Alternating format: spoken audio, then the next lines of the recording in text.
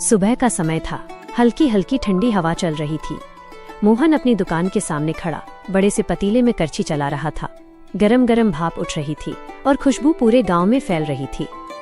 एक कोने में बैठा था उसका दोस्त रमेश, जो रोज की तरह प्लेट लेकर बिरयानी का आनंद ले रहा था।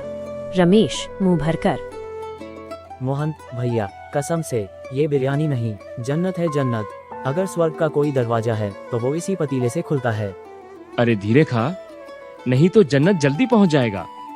अरे सच में भाई, मैं मस्का नहीं लगा रहा हूँ भाई, तेरे जैसी बिरयानी कोई नहीं बना सकता, सच बोल रहा हूँ भाई। तो फिर इसी बात पे एक प्लेट मेरी तरफ से खा ले। तभी तेज कदमों की आवाज आई। मोहन की पत्नी सुमन हाथ में खाली थैला लिए गुस्से में आई और थैला जोर से मेज पर पटक दिया। ये देखिए, पूरा खाली है। बाजार में तेल के दाम आसमान छू रहे हैं। 10 में तो अब हरी मिर्च और करी पत्ता भी नहीं आता, और आप यहाँ लोगों को प्लेट भर भर के बिरयानी खिला रहे हैं। सुमन, इतना क्यों घबराती हो? देखो, ये सोया चंक्स कैसे मुलायम हो गए हैं। जो इसे खाएगा उसका मन खुश हो जाएगा। मेरे लिए यही सबसे बड़ी कमाई है। भाभी जी, भैया सही कह रहे हैं। ये बिरयानी खाकर जो सुकून मिलता है वो करोड़ों में भी नहीं मिलेगा। हाँ, तुम्हारा तो पूरा घर यही है। दिन में 3 बार यहीं आ जाते हो। ब्रांड एम्बेसडर बन गए हो बिरयानी के। रमेश हंसने लगा। कल 2000 का किराया देना है, कहाँ से आएंगे पैसे? मोहन ने करछी नीचे रखी और धीरे से बोला, मेरे बाबूजी कहते थे, खाना बेचना व्यापार है, लेकिन किसी का पेट भरना पुण्य है। मैं ये 10 वाली बिरयानी बंद नहीं करूंगा।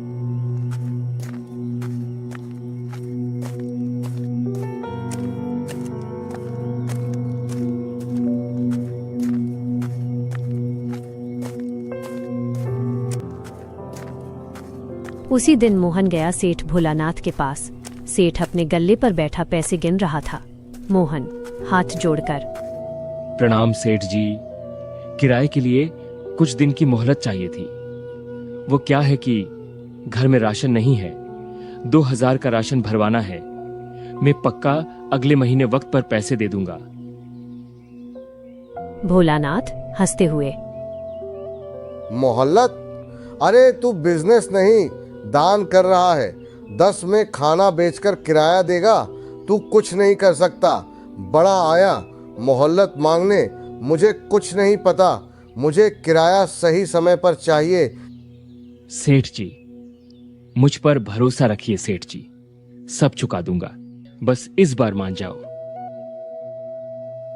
भोलानाथ ने चालाकी से मुस्कुराते हुए कहा, ठीक है, एक मौका देता हूँ।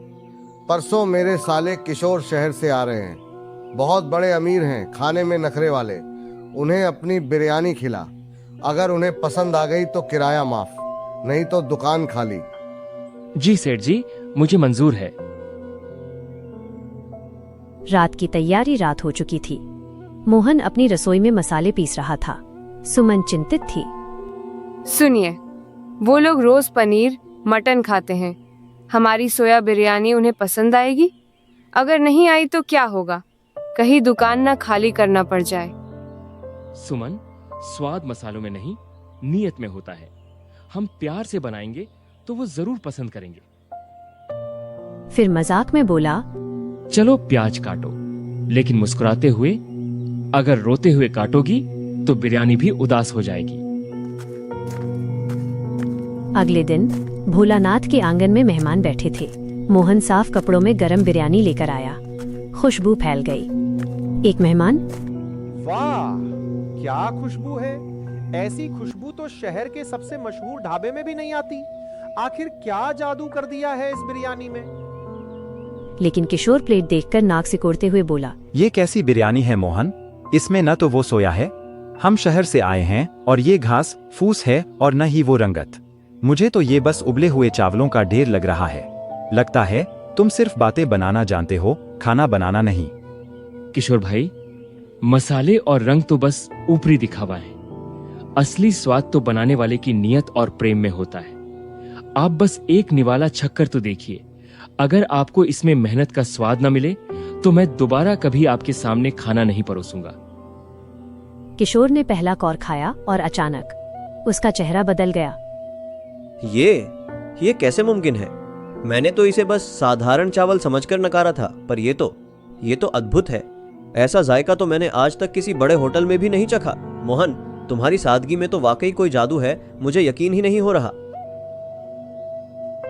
वो तेजी से खाने लगा। बाकी लोग भी टूट पड़े। जीत और सम्मान। खाना खत्म होने के बाद किशोर, मोहन, मुझे माफ कर दो। मैंने तुम्हारी मेहनत और इस सादे से खाने को कम आंका था, लेकिन तुमने आज मेरा मुंह नहीं बल्कि मेरा दिल भी जीत लिया है। तुम्हारी इस बिरयानी में जो स्वाद है वो बाजार के बड़े बड़े मसालों में भी नहीं। तुम वाकई में एक कलाकार हो भाई। आज तुमने साबित कर दिया कि सादगी में ही सबसे बड़ा हुनर छिपा होता है। मोहन, कमाल कर दिया। इसकी कीमत क्या है? 200? 300? उसने 500 रुपए का नोट निकालकर आगे बढ़ाया। मोहन पीछे हट गया। नहीं बाबूजी, मेरी बिरयानी सिर्फ 10 की है। इससे ज्यादा लूंगा तो स्वाद बदल जाएगा। अगर मेरी बनाई बिरयानी आपको पसंद आई तो ये मेरे लिए सबसे बड़ा इनाम है। मैं अपनों की सेवा का मूल्य नहीं लेता। मुझे खुशी है कि आपको खाना अच्छा लगा। इसमें 2100 हैं। बहन के लिए छोटा सा शगुन। सुमन की आंखों में आंसू आ गए। वो उस पल को जी रही थी जहां उसके पति की मेहनत और सादगी को इतना सम्मान मिल रहा था। उसके लिए ये लिफाफा नहीं बल्कि मोहन की काबिलियत की जीत थी। भोलानाथ शर्मिंदा हो गया। मोहन, मुझे माफ कर दे। तू तो सोना बेच रहा था और मैं समझ नहीं पाया। आज से पूरे 1 साल का किराया माफ। तो भाभी जी, अब पनीर बिरयानी शुरू। चुप कर। कल भी 10 वाली सोया बिरयानी ही बनेगी, क्योंकि असली स्वाद दिल में होता है।